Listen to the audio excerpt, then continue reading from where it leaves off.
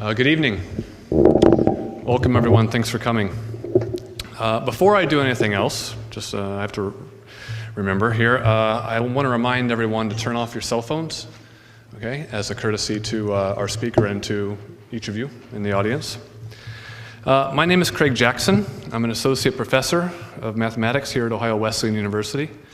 I'm also co-director of this year's Sagan National Colloquium, along with my colleague Lori Anderson, who's in the Department of Botany and Microbiology. The National Colloquium was begun at Ohio Wesleyan in 1984 and was later endowed by OWU alumni John and Margaret Sagan. Since its inception, the National Colloquium has served as an annual forum to explore issues of national and international significance from multiple educational angles. This year's colloquium brings together internationally recognized artists, writers, activists, scholars from diverse fields to encourage a broad conversation on current and future impacts of climate change. The timeliness and importance of this topic is hard to overstate. Climate change has the potential to profoundly impact human activity and well-being on a wide range of temporal and spatial scales. Through, for example, its effect on international politics, global markets, agricultural productivity, and use of natural resources. Even the way in which we conceive of our relationship with the Earth is undergoing revision as we come to understand more about the ways in which human activity can affect the climate. I hope your participation in this conversation will leave you with a sense of how addressing the challenges of climate change will require collaboration and communication across disciplines, cultures, and political boundaries. For those of you who have attended previous talks in this year's Sagan National Colloquium, you've heard from artists, writers, scientists, economists, journalists, activists, and others who are various combinations of those. And one thing each speaker has agreed on is that the real problem of climate change is not scientific. Rather, climate change is a problem about human and environmental justice, international economics, and ultimately, global politics. So for that reason, we're very fortunate then to be able to learn from the ideas and experiences of tonight's speaker. Alexander Thompson is an associate professor of political science and a faculty affiliate of the Mershon Center for International Security Studies at The Ohio State University. Dr. Thompson is the author of Channels of Power, the UN Security Council and U.S. Statecraft in Iraq, which explores why the United States sometimes channels its foreign policies through international organizations and other times does not. For this work, Dr. Thompson was awarded the International Studies Association's Chadwick Alger Prize, as well as the J. David Sanger Book Award from ISA Midwest. Dr. Thompson's most recent research examines the international agreements, protocols, and institutions set up to address the challenges of climate change, or what is otherwise known as the global climate change regime. In particular, Dr. Thompson has published research on the use of enhanced mechanisms for generating greenhouse gas offsets, which avoid defects of the clean development mechanism of the UN Framework Convention on Climate Change. Thompson and his colleagues have published research that addresses the problem of bridging the gap between climate change research and climate policy. And another particular paper that I find extremely relevant, and which I recommend you all read, it's only about 27 pages, it addresses the cooperation problems that have stalled the formation of an effective climate regime at the international level. It's appropriately titled Management Under Anarchy, the International Politics of Climate Change. And I want to read you just one sentence, if I'm allowed, from your work. Yeah, yes, and everything I earn off of this, it will go to you. States pursuing international cooperation over climate face difficulties at 3 stages: the bargaining stage, the transition stage, and the implementation stage. Which, when I read that, sounds to me like every stage. But without further ado, I'd like to introduce our speaker tonight, Dr. Alexander Thompson, who's going to talk to us on the global climate change regime. Please welcome him.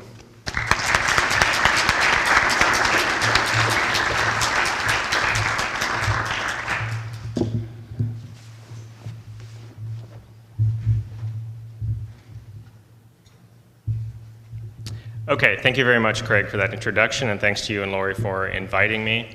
And of course, thanks to all of you for coming here and spending part of your evening learning about climate change, or at least about what I have to say about climate change. I'm really happy to be here at Ohio Wesleyan and also to be part of the Sagan National Colloquium. It's a really impressive lineup of visitors, so it's gratifying to be part of that initiative as well. Okay, so I'll be talking about the evolution of the global climate regime, but rather than just give you kind of a description of that evolution, I'm going to come at it from a particular angle. And that angle is the angle of what I call legalization, or really the question of how legalized we want these international agreements to be, international agreements addressing climate change. And I will develop that further and explain what I mean by that as I go through the talk. So let me take you back in time a few years to the 15th Conference of the Parties to the UN Framework Convention on Climate Change, COP15, as it's, the jargon is in the field. And this was in Copenhagen, and there was a lot of buildup to COP15 in Copenhagen. And I don't think it's an exaggeration to say that to a lot of the participants and observers from the outside, the stakes seemed really high. The future of the whole global climate regime was hanging in the balance, particularly because the state of the art in terms of international treaties dealing with climate change at the time was the Kyoto Protocol. The Kyoto Protocol was set to expire in 2012, and most people felt like this was the last chance to negotiate a successor agreement to Kyoto, to figure out what the agreement would look like after 2012. And there were two sets of negotiations going on leading up to Copenhagen, and in fact they'd been going on since 2007 at the big climate conference in Bali. And one set of negotiations were centered around a working group on the Kyoto Protocol, and their job was to come up with a new set of binding commitments to reduce emissions for industrialized countries, for rich countries. Okay? A separate track of the negotiations was a working party on what was called long-term cooperation. So the task here was to come up with some comprehensive agreement that might completely replace Kyoto, or maybe not, it might just complement it, but it would include every country in the world, not just the rich countries. So these were the two tracks. Preparatory meetings for 2 years, and then at Copenhagen itself, you have 2 weeks of negotiations, and it culminates with heads of state arriving at the end of the meeting and trying to hash out an agreement amongst themselves. So in this picture, you can see some familiar faces. Angela Merkel there of Germany, you can see Sarkozy of France, Barack Obama, that's Gordon Brown of the UK in the foreground. This is literally the last night of the negotiations where these heads of state are trying to work out a deal. Okay, so what do we get after 3 weeks, 2 years of preparations and 2 weeks of negotiations? Well, we get the Copenhagen Accord, which is approximately 2.5 pages long. And that's only because they kind of fiddled with the margins to make it look a little longer. Sort of oldest trick in the book. Not that any of you undergrads would know what I'm talking about. And what did the Copenhagen Accord agree to do? Well, to limit warming to 2 degrees Celsius from pre-industrial times. This was the target that's been set by the Intergovernmental Panel on Climate Change. The IPCC says that this is sort of the point beyond which we don't want to go to avoid some of the worst impacts of climate change. Well, this is the oldest trick in the book in the sense, right? You can say, well, we're going to limit warming to 2 degrees, but this is a collective commitment by all of the countries there. So no one country can be held accountable for whether you actually meet that target or not. So it's another way of saying we didn't really agree on much in terms of reducing our emissions and addressing the problem. there were other aspects to the Copenhagen Accord. One was that the developed countries did agree to transfer a lot of new technology and resources to the developing world to help the developing world reduce their emissions and also adapt to climate change. This was probably the most important outcome of Copenhagen. In fact, the rich countries agreed to transfer $100 billion a year by 2020 to the developing world to address climate change. When it came to the question of actual commitments to reduce emissions, all they could do was agree that each country would make a pledge to reduce its emissions, but that these would be determined on a national basis. In other words, that there'd be a bottom-up process where each country basically decides on its own how much it wants to reduce its emissions. In the agreement itself, therefore, there were no specific commitments, and more importantly, there were no legally binding commitments. And so you have this document then, at the end of the conference, they're voting on whether to adopt this document, but they couldn't even agree to adopt it. They just voted to take note of it. The climate negotiations operate on consensus decision-making, so theoretically one country, and we're talking about, at Copenhagen there were probably 193 countries there. So theoretically one country could block it, depending on how strictly the chair of the negotiation session wants to define consensus. But in this case, Nicaragua, Bolivia, Sudan, and Venezuela were the ones that blocked adoption of it. So the delegates just agreed to take note of the Copenhagen Accord. Okay, these are the fourth and fifth pages of the Copenhagen Accord, which I don't know why they left these tables in the document itself, but there they are. So the intention going into these negotiations was to fill up these tables. So for those who can't see, the one on the left, Appendix 1, is quantified economy-wide emissions targets for 2020. These were going to be emissions reduction targets for the industrialized countries. Okay? On the right, it says nationally appropriate mitigation actions of developing country parties. These were going to be pledges made by developing countries that wouldn't be binding, but they'd be committing to certain actions to address mitigation. Okay? But they're left blank in the document.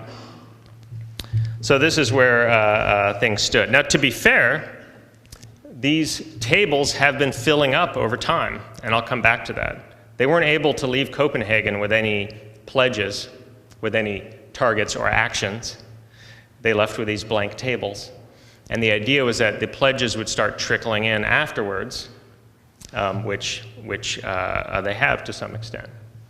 So what do you think the assessments were of the Copenhagen meeting? Well, they were generally negative. Greenpeace called Copenhagen a crime scene. What I find interesting, however, or even more interesting than these general negative assessments, is that a lot of the criticisms focused on a particular aspect of the outcome, which is that the delegates couldn't agree on any binding rules or any binding commitments to reduce their greenhouse gas emissions. So for example, Gordon Brown of the UK, I know what we really need is a legally binding treaty as quickly as possible. And from the NGO perspective, the Copenhagen Accord is far from the fair, ambitious, and binding deal the world needs. So the bottom line here is that the criticism of Copenhagen was driven partly by the substance of the outcome, but it was also driven partly by the form of the outcome. In other words, that it didn't result in a new binding treaty, or what I'll call hard law treaty.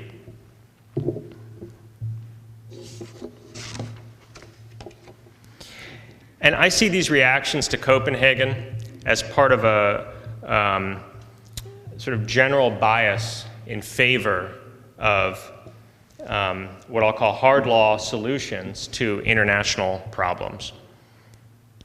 There's a presumption, what this bias brings with it is a presumption that agreements should contain specific and binding obligations derived multilaterally. Okay? And I think that it's clear in a number of issue areas, and we definitely see it in climate change, that policymakers, I gave you that quotation from Gordon Brown, but he wasn't alone, and activists certainly prefer these global solutions, global agreements, and highly legalized agreements. In other words, with these precise and binding commitments. And I also think there's a bias among lawyers, both legal scholars and practicing lawyers.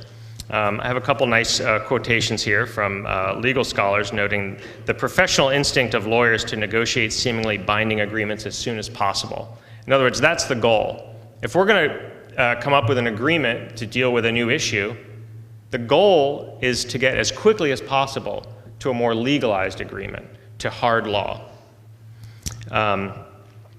In fact, lawyers, international law scholars don't even like to think about alternatives to hard law. And there's jargon out there now. Sometimes we talk about hard law versus soft law. So some lawyers want to just deny the existence of sort of soft law alternatives and just focus on hard law. And I think what's driving this is a desire to make international law look as much like domestic law as possible. I think that's sort of what most of us sort of ideally would like to see in international law. And it's true that a lot of the most prominent and successful sort of global treaties are in the form of hard law, the law of the sea, the various agreements associated with the World Trade Organization, the Nuclear Non-Proliferation Treaty, the Chemical Weapons Convention that Syria has recently signed up to. But it turns out this isn't the only option for how to design an international regime. And so here's some of the arguments I want to make. I've already made some of them, but first, that this emphasis on hard law solutions can be counterproductive, that often the benefits of hard law are overstated and the downside of hard law isn't recognized. And I will give you some examples in the context of the Kyoto Protocol, which was a treaty from 1997 that has binding commitments for industrialized countries to reduce their emissions. I also want to argue that a softer approach or less legalized approach to addressing climate change has some advantages. And in particular, it satisfies a need for governments to have some flexibility in the face of the considerable uncertainty in the climate change issue. And it satisfies the need to differentiate across countries that have very heterogeneous interests when it comes to climate change and that are going to be impacted in very different ways by climate change.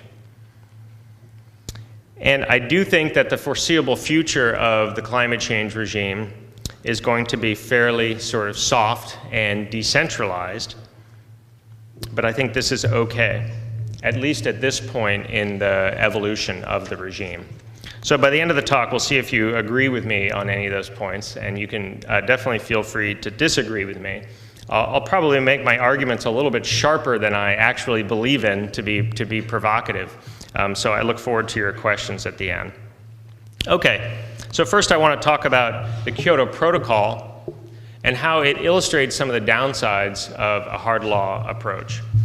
Now, the Kyoto Protocol is a 1997 treaty that's a protocol to the 1992 UN Framework Convention on Climate Change. So the 92 treaty, the Framework Convention, was the first global treaty addressing climate change. And it basically didn't ask countries to do very much at all. It's the quintessential soft law treaty, right? It basically says, we think this is a problem and we all pledge to do something about it.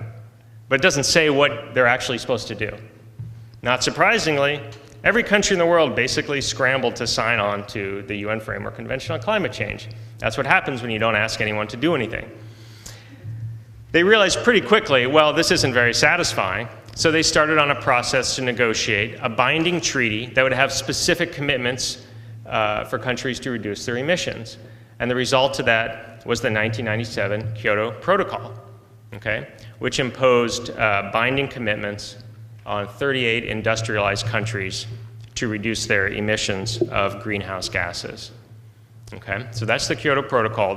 When these critics, when the critics are criticizing the outcome of Copenhagen, what they had in mind was Kyoto, right?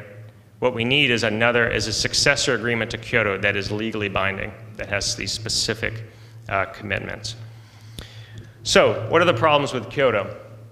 Well, one problem with this approach is that it leads to very narrow policy incentives.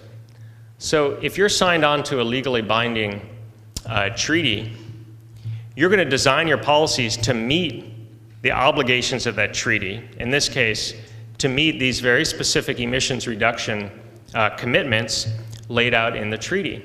And Kyoto basically said that countries had to comply by 2012. So you're signing a treaty in 1997 to meet a target by 2012. Well, the problem with this is that the incentive here is to go after the kind of quick fixes. How can we reduce our emissions quickly in the short run? We actually don't care that much about the long run. And that can lead to some pretty perverse effects, because you could be much better off guiding policy in a certain direction, making certain investments that are going to have a payoff in the long run, but not in the short run. But there's no incentive to do that under Kyoto.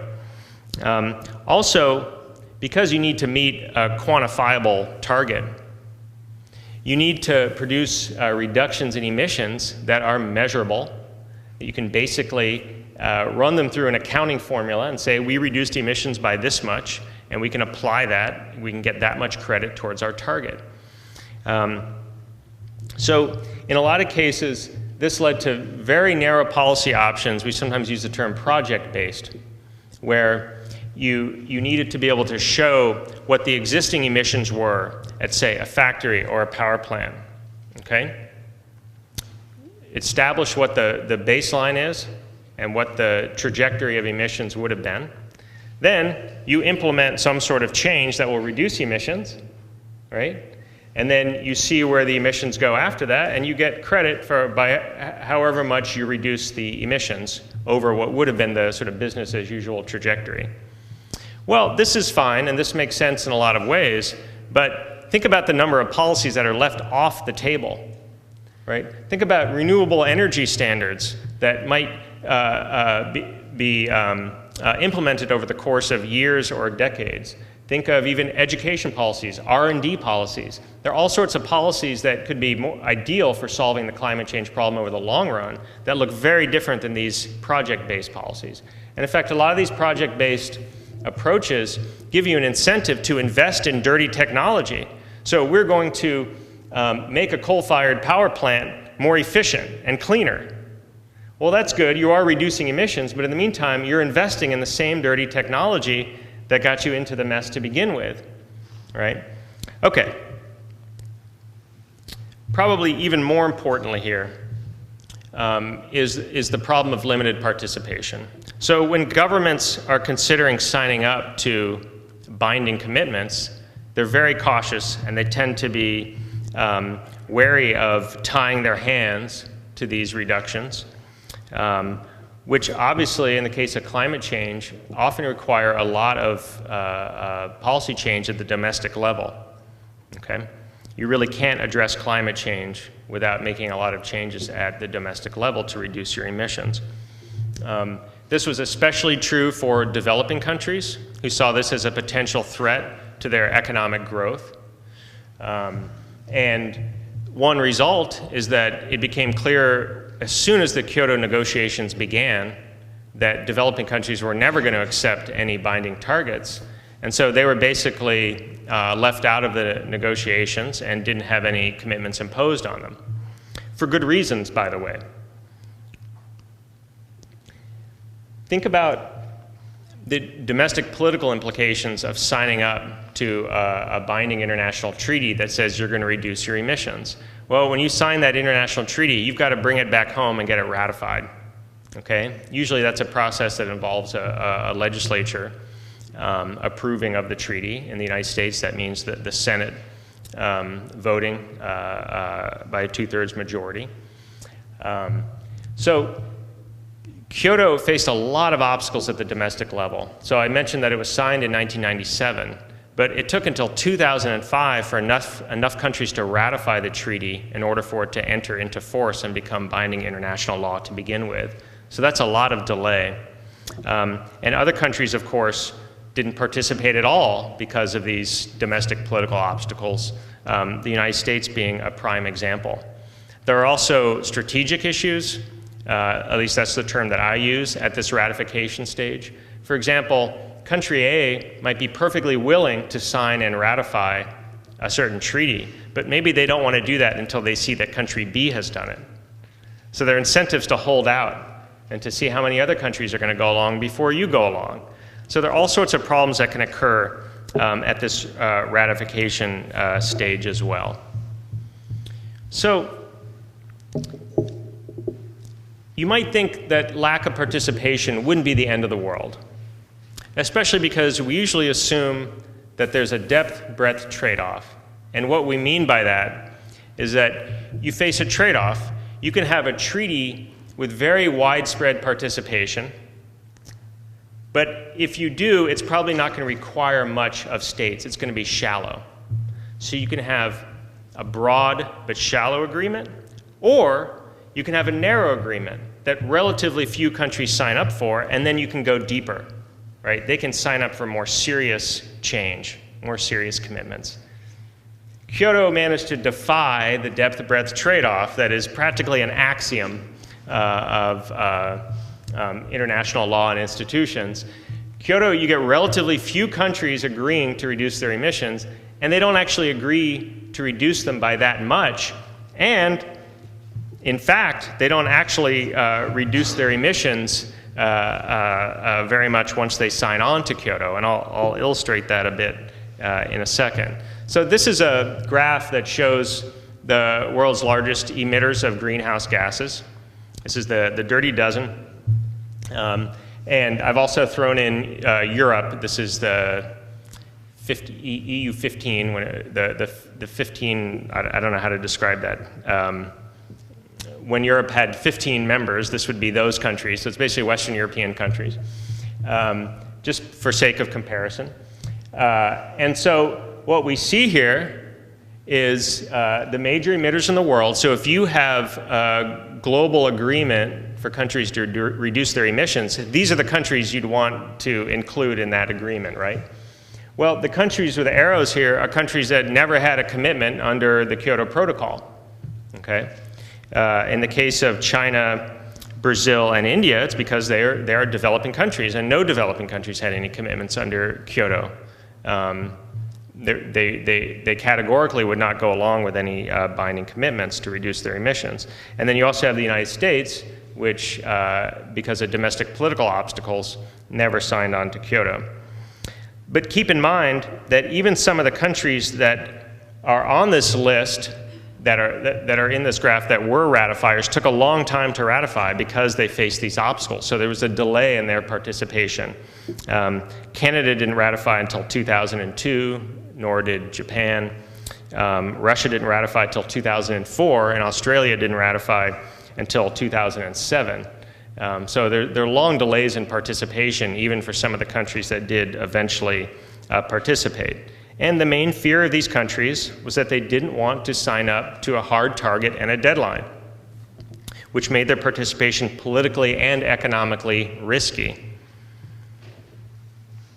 This is why I'm arguing that it's partly the hard law aspect of Kyoto that deterred participation. So a couple years after Copenhagen, there was a big climate meeting in Durban, and one successful outcome of that was that the delegates agreed in principle to extend Kyoto beyond 2012. So this seemed like good news, except that certain countries also used the Durban meeting to announce that they were not going to participate in a new round of commitments under Kyoto, and in fact that they were going to withdraw, and this included Canada, Russia, and Japan. So today, Kyoto covers only about 15% of global emissions of greenhouse gases, okay? For the countries that did participate, this is just a table showing their target and then their actual emissions in the period from 1990, which is sort of the baseline year for Kyoto, and 2007. And I chose 2007 because a lot of emissions started going down in a lot of countries in 2008, but it had nothing to do with climate change policy. It had to do with the global recession. So I didn't really want to give countries credit for reducing their emissions when it was probably the last thing they wanted to do. So I chose 2007 as sort of the end year to give you a more accurate depiction of the effort or the reduction in emissions that was sort of directed towards meeting Kyoto targets. And you can see here that countries like Sweden and the UK and Germany did in fact reduce their emissions quite a bit and met their targets. But other countries like Canada, Japan, and Spain didn't come close to meeting their targets. And I will argue later that whether they did or not, I think probably had very little to do with the Kyoto Protocol and the targets. The countries that were already reducing their emissions when they signed Kyoto continued to reduce their emissions. And the countries that were increasing their emissions when they signed Kyoto continued to increase their emissions. So I'm actually not sure Kyoto had a whole lot to do with that right-hand column at all. Okay, so I've sort of talked about some of the problems with the hard law approach adopted in Kyoto. So what's the alternative? We might think about this as a softer alternative or a soft law alternative. And to talk about this, I want to step back first and think about, okay, well, we have this big issue that's relatively new on the international scene, climate change. And what are the defining features of climate change as an issue area? Or another way to think about it is, what are the fundamental obstacles to cooperation in climate change at the international level? The one we hear a lot about is that it's a public good. And we know a lot about public goods and how difficult it is for groups to supply public goods, because each member of the group has very little incentive to pay a price to contribute to the provision of a public good, especially if that good will be provided whether you contribute or not, right? That's what's called the free riding problem. So overwhelmingly, climate change has been described as a global public good problem, okay? And so when we think about how to solve problems like this, we usually think, okay, well, this is what government is for. This is what top-down solutions are for. Right? You create rules and you make them binding and you enforce them and you get everyone to contribute to this public good. This is the Leviathan. And in fact, Elliot Derringer, who's the climate researcher at the Pew Climate Center, this is a quotation from Derringer, says, "Each country will deliver its strongest effort only if it's confident that others are contributing their fair share. That's best ensured by mutual and binding commitments." And I think this is this goes back to the hard law bias that I was talking about. But here it's really rooted in theory, right? To solve a global public goods problem, it's natural to think that we need a top-down solution with binding commitments and some sort of enforcement mechanism if we can get it. But the more I've thought about climate change as an issue, the more I see other features of the issue as being just as important as this global public good facet of it. For example, climate change is filled with uncertainty. And I'm not talking about the old-fashioned uncertainty with do we have climate change or not, is it caused by humans? That's not what I'm talking about here. Even for policymakers, scientists, et cetera, that take climate change for granted and understand that it's caused by human activities, there's still tons of uncertainty when it comes to climate change. There's a lot of uncertainty about the specific impacts of climate change, how it might impact some countries differently than other countries, what are the impacts on certain sectors of the economy. There's still a lot of uncertainty. The models aren't very good when it comes to more local levels. So there's still a lot of uncertainty surrounding the issue. And that has really affected the development of policy approaches, and it makes it hard to do cost-benefit analysis comparing different policy approaches. it's a very young issue. We're not sure how a lot of policies will work out and whether they're cost effective or not, and whether they'll solve the problem or not. Any issue area like climate change, where you have nature and humans interacting, and what the humans are doing is affecting the underlying problem, is just very complex. So I think climate change is just the quintessential sort of complex problem, policy problem, where there's still a lot of uncertainty about the best way to approach it. A third feature of climate change is heterogeneity. And what I have in mind here is heterogeneity across countries in terms of their interests when it comes to climate change. And this makes sense when you think about it. If you're a small island state, you might be wiped off the face of the earth if sea levels rise. Whereas a lot of Russians think that climate change will benefit Russia. It will be a net benefit to Russia. Think about that. We're trying to get global agreement to address a problem, and some countries view it as an existential threat, and other countries see it as a boon to their economy. And they're supposed to agree on how to approach this? And that's just one issue, right? There's a lot of variation across countries in terms of how much it would cost them to reduce their emissions. Okay? This is a function of how dependent they are on fossil fuels to begin with, what their existing sort of business as usual projections are for emissions. So there's a lot of heterogeneity across countries, and then also think about the constraints on different governments. So if I'm a government in a country where the public has sort of an environmentalist orientation and wants me to do something about climate change, it's going to be less costly for me to implement policies to address climate change. If I'm a leader in a country where the public doesn't really care about climate change, it's going to be more difficult for me to take action at the international level. So leaders just face different constraints at the domestic level. So I see tons of heterogeneity out there. If this were a big climate change conference at the UN, we probably have 100 or so people here. And when I think about that in a climate change context, and if I were looking out at delegates from different countries from around the world, each one of you would be thinking about the climate change problem in a somewhat different way, right? Would be concerned about different types of impacts, would be facing different costs for reducing your emissions, and would face different domestic political constraints back at home for whatever you agreed to at this conference. I see that as a really important defining feature of climate change.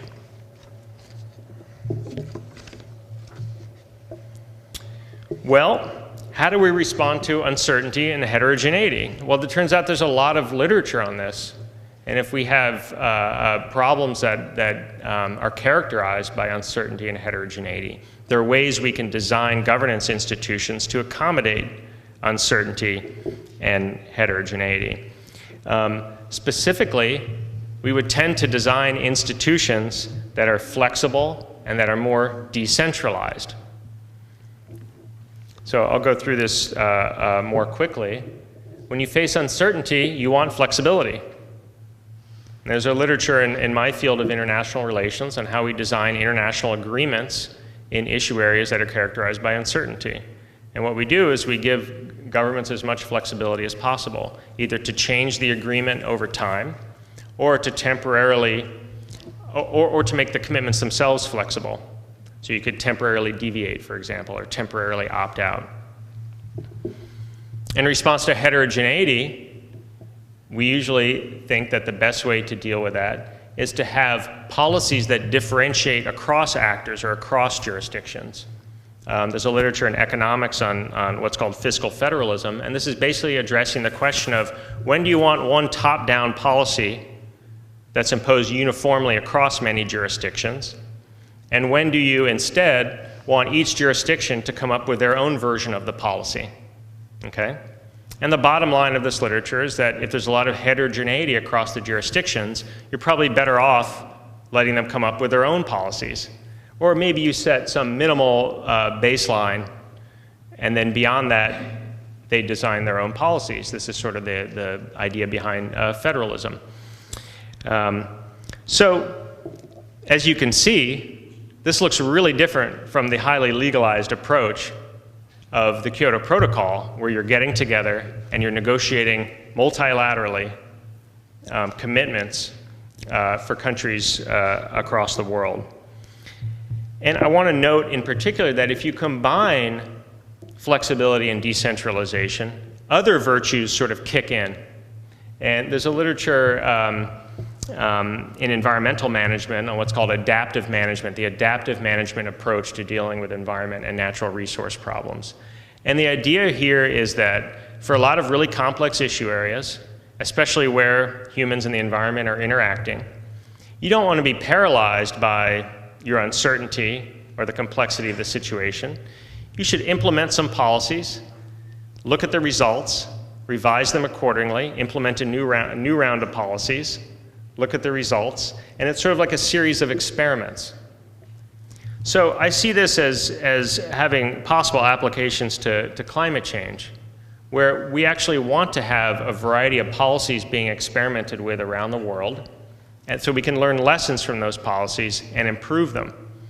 And one way to do that is to have a more flexible and decentralized approach to addressing climate change at the global level.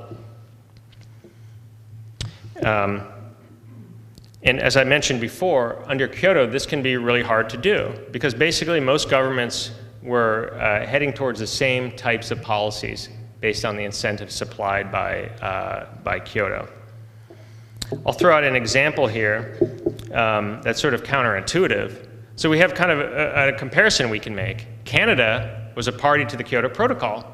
They had a commitment under Kyoto. The United States was never a party to the Kyoto Protocol. The United States signed it, but never ratified it. So never had a binding target. So we have these two neighboring countries. Well, it turns out that in a lot of ways, there was a lot more action on climate change in the United States in the years after Kyoto than there was in Canada. And as important is that there was more creativity. There were a wider range of policies being experimented on, basically, in the United States than there were in Canada. One study by Barry Rabe at Michigan concludes that, or describes this burgeoning bottom-up process in the US, which has involved essentially all imaginable options in the kit box of climate policy tools. So again, with the Kyoto obligation in Canada, that's driving policy in a certain set of narrow directions. In the United States, you don't have that, and you have much more experimentation. And Rabe also concludes that only one of the 10 provinces in Canada, Manitoba, begins to approach the 15 most active American states in terms of the breadth and rigor of its greenhouse gas reduction strategy.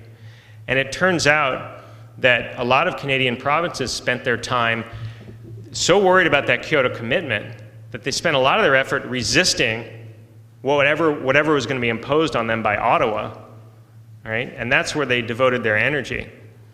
So it actually, Kyoto in a way had these perverse consequences in Canada. So if I'm even close to right about some of these arguments, maybe we should go back to Copenhagen in 2009 and reconsider the outcome of Copenhagen, right? Which basically steered the regime in this more decentralized and softer direction, and away from that hard law goal that a lot of the negotiators and activists were seeking. Well, we see bottom-up pledges. That's the approach at Copenhagen, right? And this certainly does help accommodate heterogeneity of interests across countries. Now you can come up with basically the pledge that you're comfortable with. One direct impact of that is that China and India, for the first time, started talking about mitigation. And they made pledges to take certain actions to reduce their emissions of greenhouse gases. This is a huge breakthrough if we think about it from the perspective of kind of the history of the climate change regime. 1 year before Copenhagen, if you had asked the Chinese or the Indians if they would sign up to reduce their emissions of greenhouse gases, they would have said categorically, absolutely not. It also, I think getting the discussion away from this obsession with binding commitments to reduce greenhouse gases actually had the effect of kind of opening up the negotiations. And the two conferences after Copenhagen, which were in Cancun in 2010 and Durban in 2011, were two of the most productive that I know of in terms of generating new ideas for how to reduce emissions, creative ideas for how to address the problem, ways that developed and developing countries could cooperate to address the problem. It was almost like a lid had been taken off. And now, instead of every country digging in its heels and trying to defend itself against the imposition of some new target that it didn't like, they were looking more at possibilities, at new possibilities, and ways they could move forward that were mutually acceptable and that wouldn't be as costly. So, for example, we have a lot more discussion now about the forestry sector, which is something that's very appealing to developing countries. That's the red, reduced emissions from deforestation and forest degradation. You have a lot more discussion of what are called sectoral and programmatic approaches. These are approaches moving away from what I called earlier project-based approaches.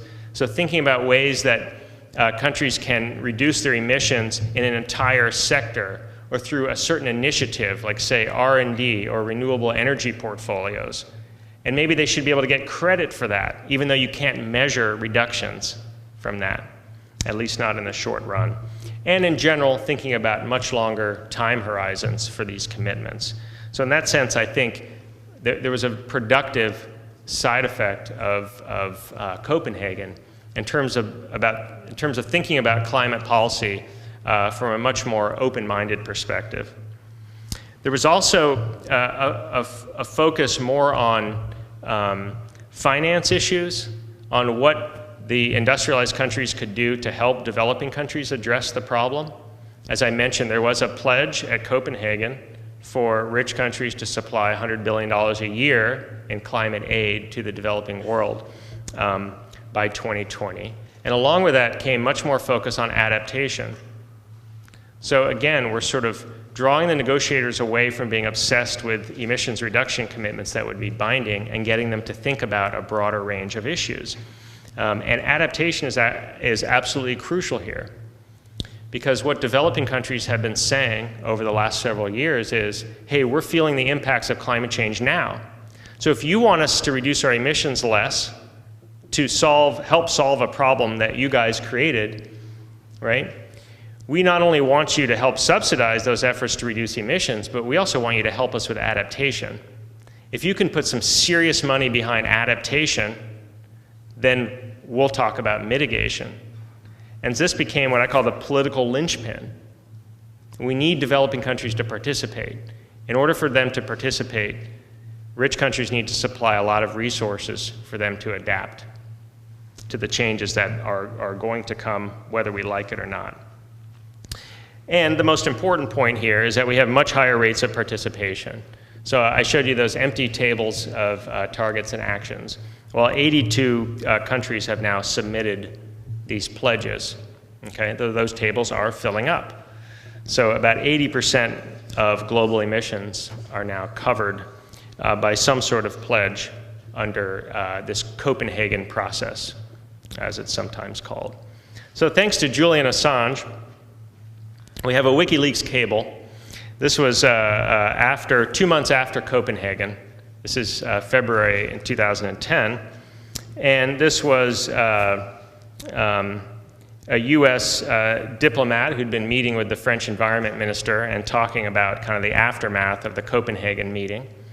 And what this diplomat reports is that the French environment minister told the ambassador that the key to advancing climate negotiations is to drop the notion of a legally binding treaty in favor of a system of national commitments. Bourlou, the French minister, argued that the key to implementing the equilibrium revealed at Copenhagen was an arrangement that would be voluntary. Okay, so what are we seeing here? What we're seeing is that the French, who are the country going into Copenhagen demanding a binding international treaty, were coming out of the meeting saying, you know what? You guys were probably right. That was too much to ask for. Another way to think about it is, it wasn't a political equilibrium. Just because you want it to be a political equilibrium doesn't mean that it's going to be. And in fact, it's going to chase countries away from taking on any obligations. So this is the French sort of conceding that the most productive approach, at least for now, might be one based on bottom-up pledges and voluntary commitments rather than binding commitments. Okay, I just have a few more slides, and I want to sort of sharpen this point about participation and how important it is to get countries to participate in the climate regime. You may have heard discussion lately about this concept of a carbon budget.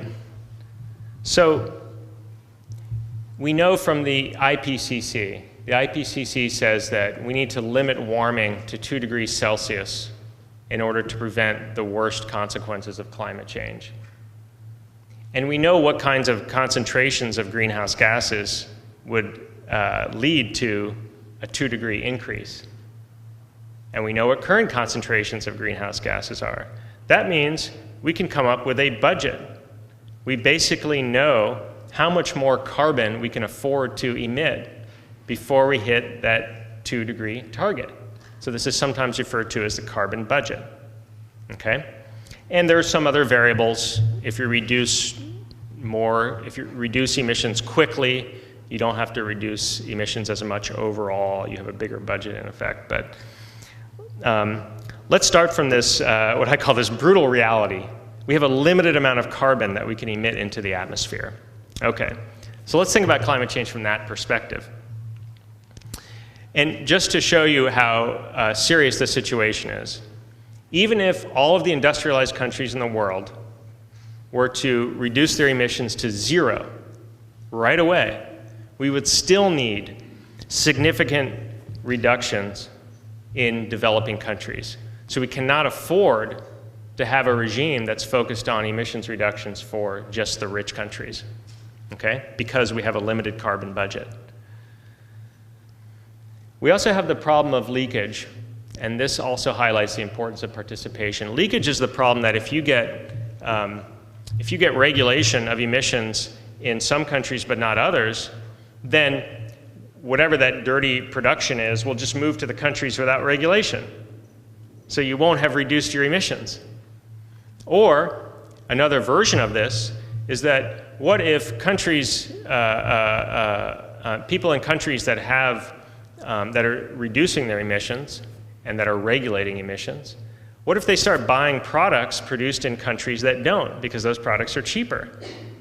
Then effectively we're just shifting the emissions from the highly regulated country to the unregulated or less regulated country. And this is referred to as leakage, right? This is another reason you need widespread participation, because the more countries you have not participating, the more possibilities you have for leakage. So the bottom line here is that we need as many countries participating as possible, and we also need as much experimentation as possible. We need to find all the different ways in which we can reduce emissions. Another way to think about it is that we need to let 1,000 flowers bloom, at least in this point of the regime's evolution.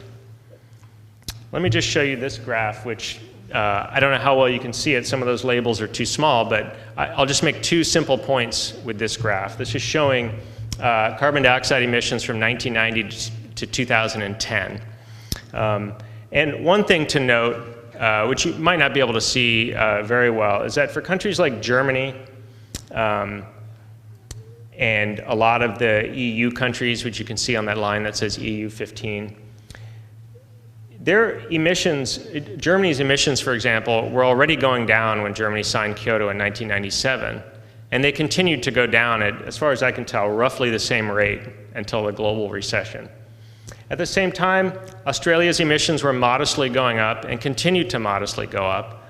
And the same thing is basically true for Canada. The countries that, so point number 1 is that what we'd like to see in a situation like this is you have a new international treaty and you see a change in outcomes or a change in behavior around the time that that treaty was signed or went into force. And we don't see that. Okay? We don't see any perceptible change in emissions before or after Kyoto. The other thing I want to point out with this graph is the obvious, which is China's emissions, okay? And then I have another line there called other big developing countries. And the point here, I guess, is pretty obvious, which is that increasingly emissions are coming from the developing world, not from the industrialized world. And emissions have actually started to go down in a lot of industrialized countries, but continue to skyrocket in a lot of developing countries. So we absolutely have to have participation from developing countries in order to address this problem of climate change. That has to be the #1 priority. I would almost say we need to do whatever we can to get developing countries on board, even with very shallow commitments, if we could get them tighter over time. I think that needs to be the #1 goal. This is just quickly to illustrate this problem of leakage. And what this is showing is to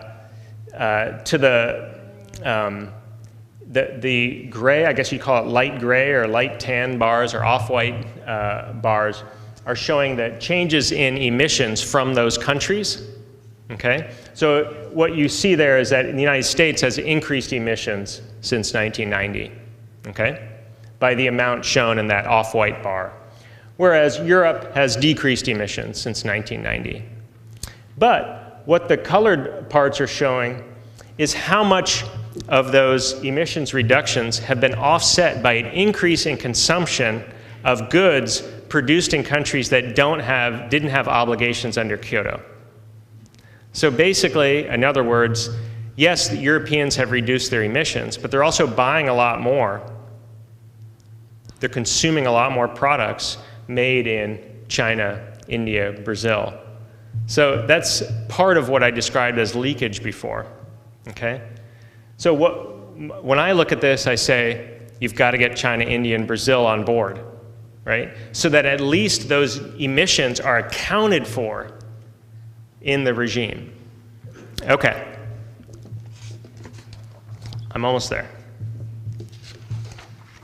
In fact, this slide is called conclusion. And I'm not one of those people that puts another slide after the conclusion slide. I hate that. Okay, so I basically proposed that this softer bottom-up approach should play an important role in climate change. So it's not just what we're left with when we have political failure. Okay? An argument can actually be made that this is the best approach, as opposed to a harder or more legalized approach. The top-down approach just seems to be completely impractical at this point. Cristiana Figueres, who's the head of the Climate Change Secretariat, she was asked by a reporter whether she thought, there's a meeting coming up in Warsaw, which will be the next conference of the parties.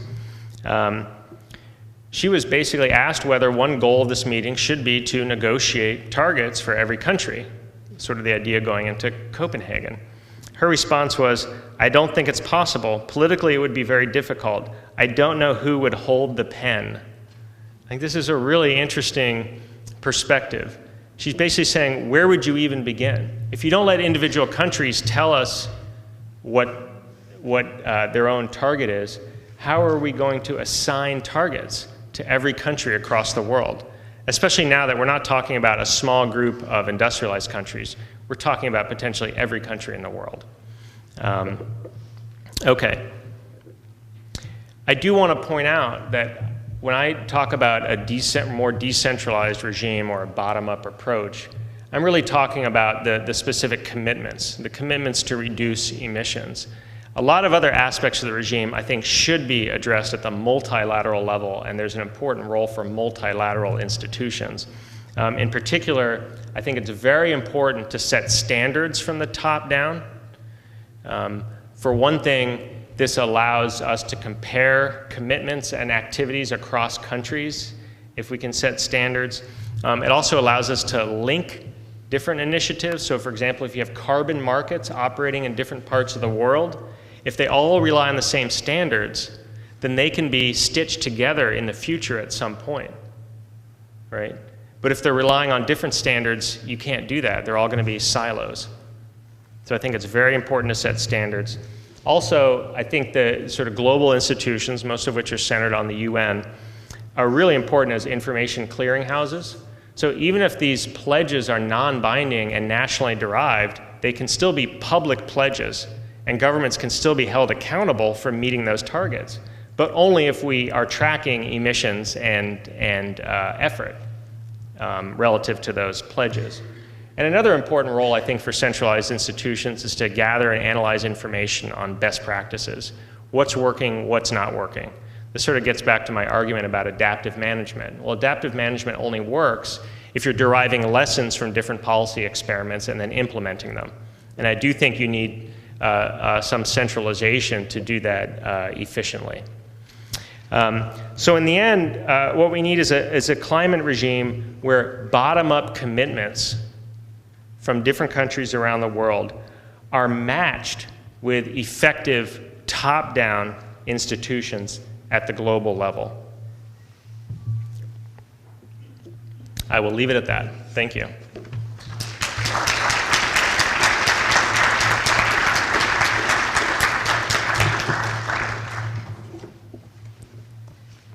We have some time for Q&A.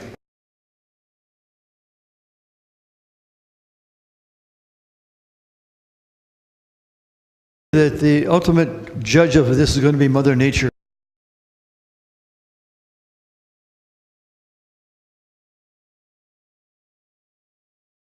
And that's not part of the equation. It's going to really be the ultimate judge. Well, maybe I can put that a different way, which is that, it's really the question of effectiveness. Could anything I described, whether we do a hard law approach, soft law approach, is anything on the table right now viable as an actual solution to the problem? And so I guess, in some ways my talk and my arguments are agnostic, right? So I'm not necessarily arguing that this will solve the problem. I guess what I'm trying to think about is what the most productive approach could be moving forward and where do we stand our best chance. The risky thing about my suggestion is that it actually requires some stepping back first, almost a pause. And Christiana Figueres, the head of the Climate Change Secretariat, she referred to 2013 as the year of the sponge, which I thought was interesting. And her point was, this is the year when we're all going to step back and sort of brainstorm and soak up ideas and lessons. And on the one hand, in some ways, it's consistent with my argument. On the other hand, to think that it's 2013, we sort of were alerted to this problem, depending on when you want to pin it to, in the late 80s at some time. 2013, and we're at the year of the sponge, where we're going to sit around and soak up ideas. I mean, to me, that sounds kind of scary. On the other hand, I do worry about putting the cart before the horse. I think that's where Kyoto went wrong. We went straight to these binding commitments, and all it did was scare countries away. So I think it's a shame that we're at the point where we are now. And you might be right, that Mother Nature may ultimately decide the outcome. Hi, it was very heartening to hear lecture from you. My only concern, once you were offering a solution, so you were advocating the decentralization approach. So one hand, once you were talking about leakage part of it, so how will you justify? Because so ultimately the leakage part, so consumption is also done by the developed economy, and you were also advocating the decentralization part where you were saying, that there should be some commitment from the developing economy. So how would you justify that decentralization approach of addressing the issue of climate change? Okay, good question. I sort of tried to address this, but I didn't do it thoroughly. So one of the problems with I see leakage as partly a problem of participation, lack of participation. So the real threat from leakage comes when you have countries that don't have any pledges or any targets at all, that don't have any mitigation responsibilities, okay? And more importantly, that aren't being monitored, that aren't tracking their emissions. So to me, the way to solve the leakage problem is to bring as many countries as possible under the tent so that you know that, even though emissions are going down in Western Europe, they're going up in other countries. And so I guess, for me, that's central to my argument about participation. That the key to solving the leakage problem is to bring in as many countries as possible so that at least you can identify the leakage, right, and then potentially address it. So I guess that's my not totally satisfactory answer to the question. You mentioned that Russia stands to potentially do better from global climate change. Do you think it's prudent at all to consider options not as how to stop climate change, but how to adapt to it? Oh, adapt to it. I thought you were going to say how to promote it. Do I think it's prudent for Russia or for any country? Oh, yeah. I think absolutely. I think for most of the developing world, the key question is how to adapt. Most small developing countries aren't having an appreciable impact on, generating greenhouse gas emissions. So for them, the key question is adaptation. And you also have a lot of sort of medium-sized developing countries, and even large developing countries, Bangladesh, India, or Nigeria, where they both do have an appreciable impact on emissions, but also face serious adaptation problems as a result of climate change. For a long time, adaptation was sort of a bad word in climate discussions because it was viewed as, if you talked about adaptation, it was sort of code for you didn't want to focus on mitigation. You didn't want to solve the problem or pay a price to reduce emissions. You just wanted to confront whatever challenges were coming. But it's such a reality now, right? These impacts are being felt. And also, as I mentioned, to get developing countries on board, there has to be an emphasis on adaptation because they're not going to go along with mitigation unless they see that there's action on adaptation as well. So that sort of takes it away from the Russia part of your question. But the answer on adaptation is yes, we need to focus on it. And I wasn't necessarily arguing that Russia would benefit from climate change. I think what I said is there are a lot of people in Russia who argue that Russia will benefit from climate change.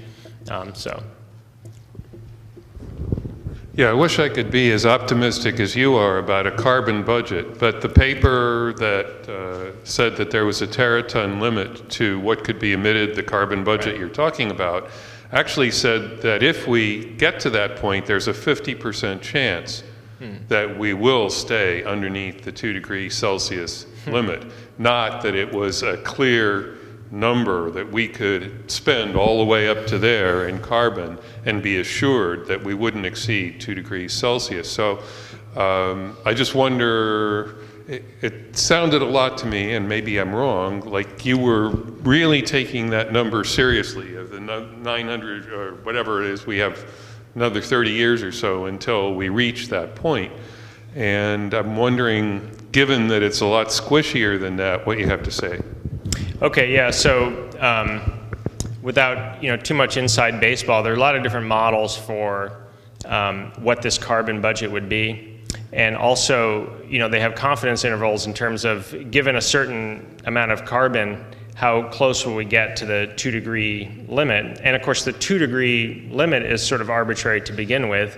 So I wasn't trying to, as you noted, I didn't identify a specific budget. My point was I just wanted to drive home the point that we have to start thinking about this in finite terms, right? As a limited budget.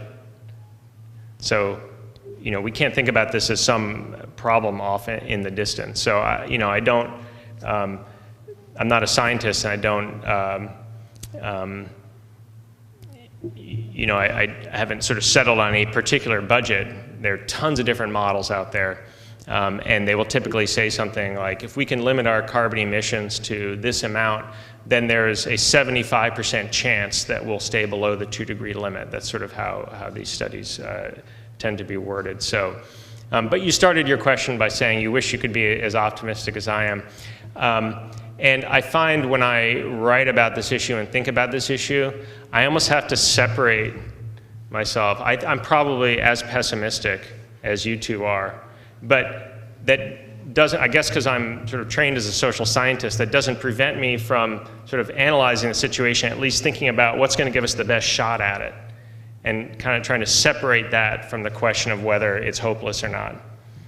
If we decide it was hopeless, then why talk about it at all, right? Oh, good. Under Copenhagen, what commitments have China and the U.S. made? Okay, China and the U.S. specifically? Yes, the two biggest offenders. Well, actually, probably have that. Not that you can hear me, but I'm going to continue talking to myself. Okay, let's see if this has it on it. Let's see. United States. Okay, so this is, so the U.S. has pledged a 17% reduction by 2020. This has been one of the problems with the Copenhagen approach and the decentralized approach, which is that unlike under Kyoto, where there was the same baseline year for every country, 1990, after Copenhagen, countries started selecting different baseline years. Right, so of course the United States has to get, goofy with the baseline year. China, rather than, I'll answer your question in a more general way because I think it's more interesting in a sense. A lot of developing countries have taken this poetic license even further, and instead of talking about absolute reductions in their sort of national emissions, they've been talking about things like emissions intensity of the economy, okay? So how much will we be emitting per GDP, right? Which is a way to say we're happy to emit, but as long as it's pegged to our economic growth, which isn't totally unreasonable. I mean, the fact that we use this approach is just an artifact of Kyoto. There are other ways to think about it. You could talk about emissions per capita, right? So you describe the US and China as the biggest offenders, but China's emissions per capita are tiny compared to most industrialized countries, right? So that sort of changes your perspective on it. Sometimes in class when I'm teaching about this, I tell my students, I say, okay, what if I sent 10 of you over to that corner of the room, right? And then I sent 3 of you over to that corner of the room, and both groups were standing on scales. And then I looked over at the scale with the 10 students. I said, oh my gosh, you guys really need to lose some weight. You guys, oh, you're looking pretty good. Yeah, you guys don't weigh very much. What would those students say? They'd be like, wait a minute, there are 10 of us. So to say that China is now the largest emitter of greenhouse gases in the world. But to wag our finger at China would be the equivalent of telling those 10 students that they have a weight problem because the number on the scale is larger than the number on this scale. So anyway, that's my little rant about, this is the way it's been done in the climate negotiations, is to think about national emissions, not per capita emissions. And that's something in some ways that a lot of developing countries now are suffering from, because a lot of them have high national emissions but not very high emissions per capita. And it sort of lets a lot of industrialized countries off the hook in a way. So. I was intrigued to hear that you were talking about the fact that the Copenhagen approach had allowed for more policy creativity. And it struck me as I've listened to the series of Sagan talks that we really need to be very creative in our solutions to this problem. And I was wondering if you had 1 or 2 examples of policies that you'd seen done as experiments that you were intrigued by, impressed by, you thought really moved policy forward, whether it be here in the United States, you mentioned the United States as being particularly creative, or elsewhere. Mm-hmm.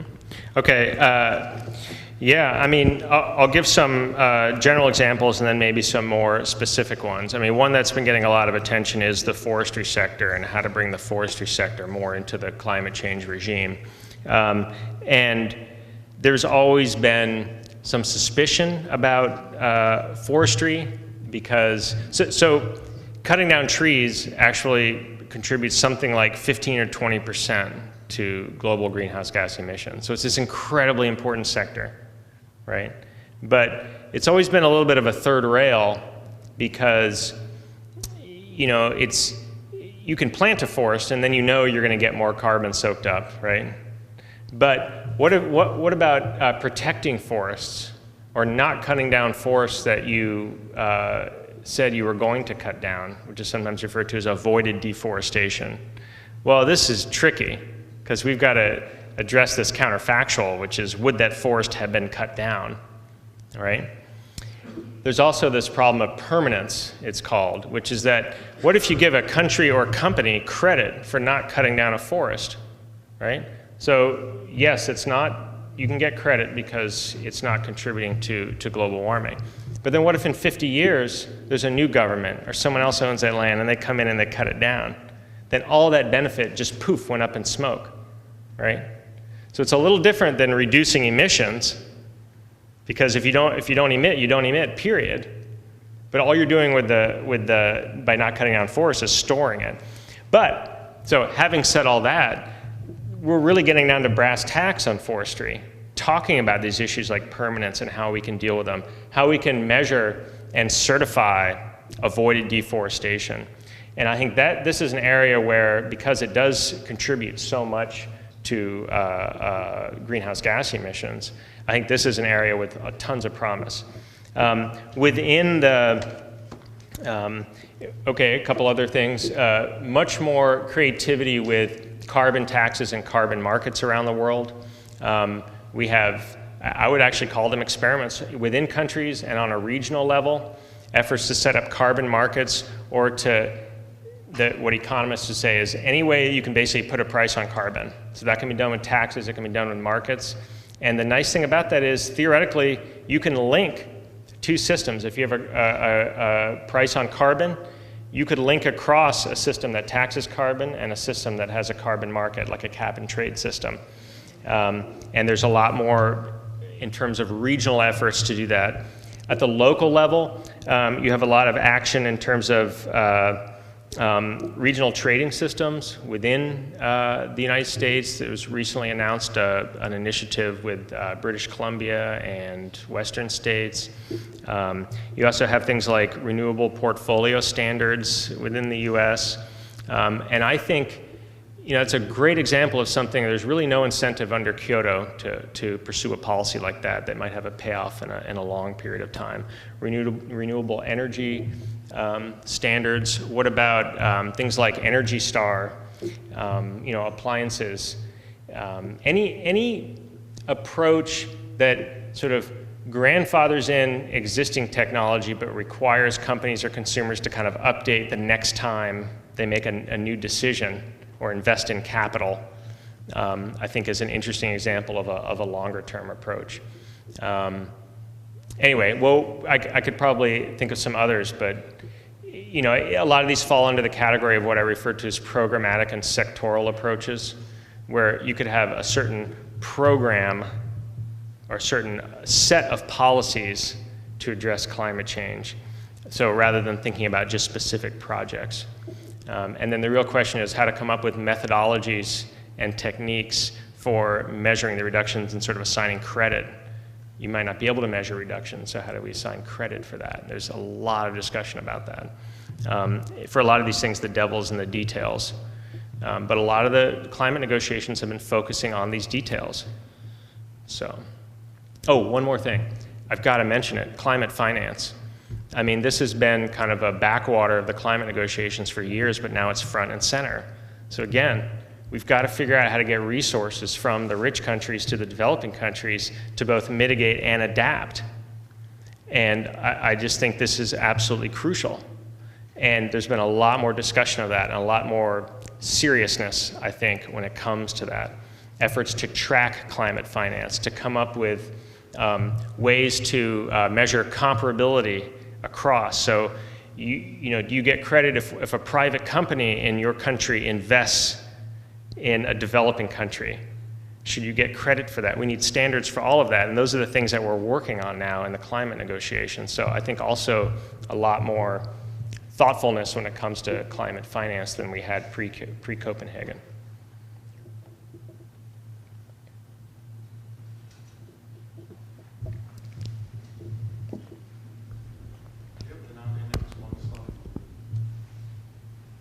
At what point does hard law enter into the equation? If one rogue nation refuses to recognize global climate change as an issue and the global ramifications of its industrial and military activities, are other nations justified in the invasion of said nation and forcible discontinuation of those negative behaviors that threaten planetary security? Yeah, so I mean, in some ways you're asking me, you know, I think a really tough question from the perspective of my talk, which is that when it really comes down to it, don't we at some point need some sort of enforcement mechanism, you know, for countries that are going to sort of go rogue on climate change? I think a lot of that is sort of built into the system in the sense that, you know, if there are certain countries that, especially if they're going to make pledges and then not abide by the pledges, but maybe they just won't make pledges at all, right, and they'll continue to emit. There are a lot of ways to marginalize those countries, diplomatically, economically, and there's also, to be more specific, there's a lot of discussion of how to link climate change to, for example, the global trade regime. So the World Trade Organization has rules about trade, it has a dispute settlement mechanism. It's not hard to imagine in the near future we're going to have rules embedded in the trade regime that address climate change, right? And then you could enforce the climate rules through the mechanisms we have in trade, like trade retaliation, which is routine in the world of trade. So there's some discussion of this, that if you could somehow, if you could mesh the climate regime and the trade regime together, you would have an enforcement mechanism through international trade. But even short of that, I think you'd have other, you know, countries would stop cooperating with other countries that were behaving in that way. So, yeah, I guess that's the first thing that comes to mind, at least. Other questions? Could I ask one question myself?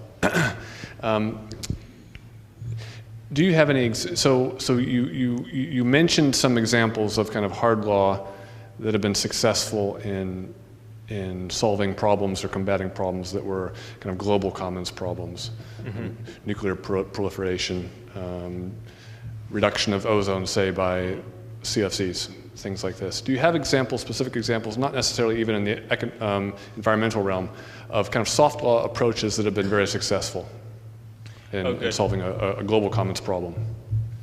Okay, so the question is, are there examples of, oh, you have a microphone too, I guess. I don't have to repeat the question. Are there good examples of soft law working? Well, I think the typical pattern we see is that these big global regimes start soft and they get harder over time, okay? And I think there are tons of examples of that. Most of the law of the sea regime started as sort of customary rules and soft law and didn't really get codified until the 80s. A lot of trade rules were very similar initially. Investment, I would say even more so. There are all sorts of rules governing when you make an investment in another country, what international law applies to those investments.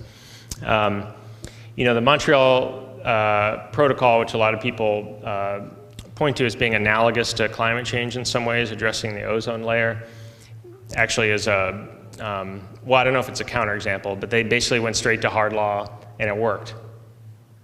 But it's so different, and a lot of people compare those two regimes, and I'm always very uncomfortable with that. They're so different. Climate change is so much more complex, has implications for so many different sectors of the economy and consumers and energy and, you know, big ticket political items.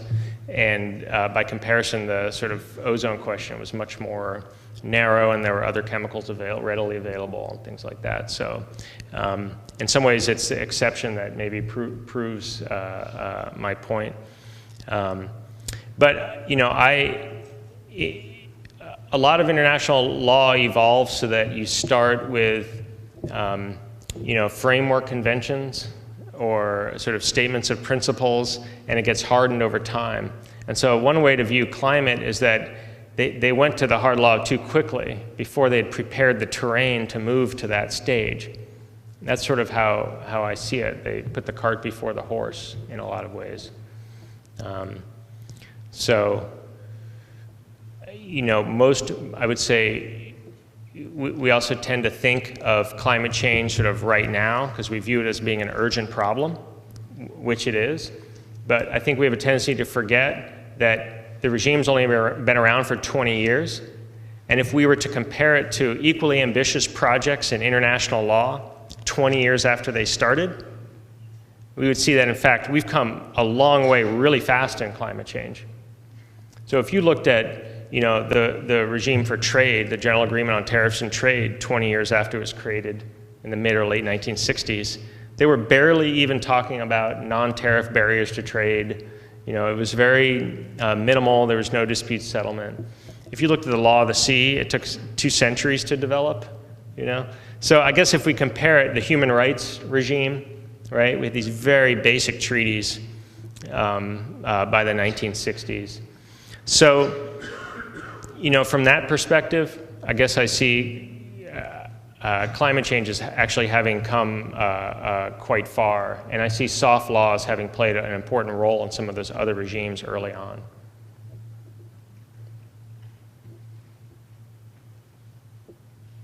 Well, if there's no other questions, please join me in thanking our speaker. Thanks.